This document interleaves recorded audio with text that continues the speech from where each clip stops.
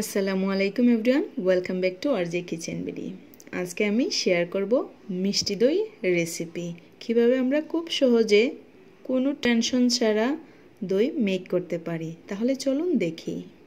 আমি প্রথমেই একটি প্যানে 1 লিটার গরুর দুধ নিয়ে নিচ্ছি। আপনারা চাইলে যে কোনো প্যাকেটের দুধ ইউজ করতে পারেন। ইভেন পাউডার মিল্ক দিয়েও তৈরি করে নিতে পারেন। দিয়ে দিচ্ছি 1 কাপ পরিমাণ চিনি। আপনারা আপনাদের স্বাদ মতো চিনি ব্যবহার করবেন। একটু ভালো স্মেলের জন্য দিয়ে দিচ্ছি 4টি এলাচি। দেখতে পাচ্ছেন এই কন্টেনার, এইটা 1 লিটারের একটা কন্টেনার। আমি এই কন্টেনারে দই মেক করব। তাহলে চলুন চুলায় চলে যাই। আমি চুলায় দুধের প্যানটি বসিয়ে দিয়েছি। আমি প্রথমেই নেড়ে নিচ্ছি, কারণ ওই যে সুগার দিয়েছিলাম ওইগুলা মিশিয়ে নিচ্ছি। প্রায় ফুটে যাচ্ছে। মিডিয়াম ফ্লেমে আমাদেরকে কন্টিনিউ রান্না করতে হবে।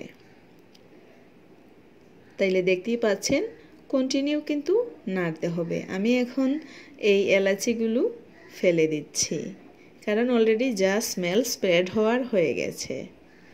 একটি কথা, যারা আমার চ্যানেলটি সাবস্ক্রাইব করেছেন তাদেরকে অসংখ্য ধন্যবাদ। আর যারা এখনও করেননি, প্লিজ সাবস্ক্রাইব মাই চ্যানেল এবং পাশে থাকা বেল আইকনটি প্রেস করে অল দিয়ে রাখবেন, যাতে পরবর্তী নোটিফিকেশন আপনার মোবাইলে চলে যায়।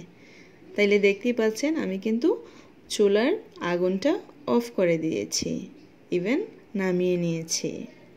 এখন আমাদেরকে আরও কন্টিনিউ নাড়তে হবে ঠান্ডা হওয়া পর্যন্ত, বাট খুব বেশি ঠান্ডা না, যাতে আঙ্গুল ডুবিয়ে রাখা যায় এমন ঠান্ডা হতে হবে। কুসুম গরমের চেয়ে একটু বেশি। Yes, perfect. এখন আমি এই দই মিশিয়ে নেব। এখানে আমি আড়ংয়ের একটি কৌটা দই নিয়েছি, প্রায় 25 টাকা দামের।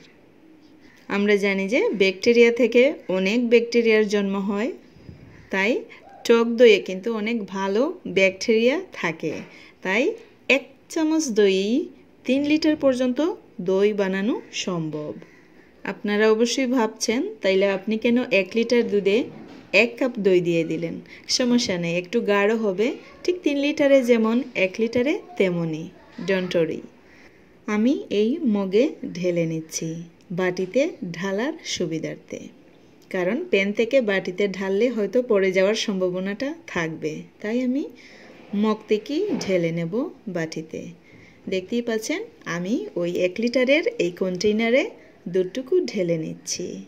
আর একটি কথা, আমি ওই দুধকে এমনভাবে জাল করেছিলাম, প্রায় 1/2 ইঞ্চি পরিমাণ আমি শুকিয়েছিলাম।